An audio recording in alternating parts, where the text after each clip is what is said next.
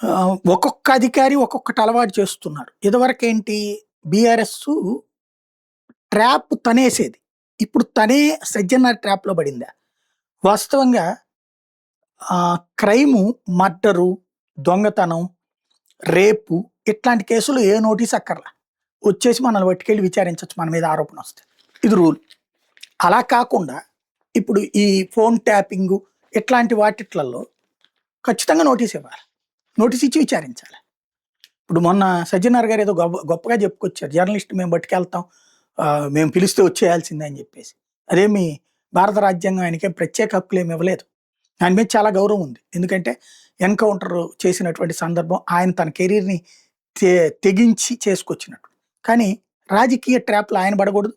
ఆయనకున్న ఆ లెగసీని రాజకీయాల కోసం ఇవ్వక్కర్లేదు. బాధ్యతగా మాట్లాడితే సరిపోతుంది. రూల్ ప్రకారం ఇట్లాంటి కేసులలో నోటీసులు ఇవ్వాలా.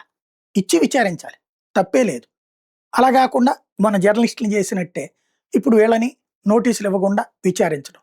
వీళ్ళు వెళ్తున్నారు. హరీష్ రావా, కేటీఆర్, సంతోష్ రావా.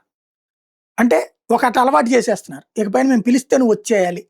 నోటీస్ అక్కర్లేదు అన్నట్టు. ఈ సంప్రదాయం కంటిన్యూ అయితే భవిష్యత్తులో మేము జైల్లో వేస్తాం, తర్వాత నువ్వు బెయిల్ తెచ్చుకునే పరిస్థితికి వస్తాయి.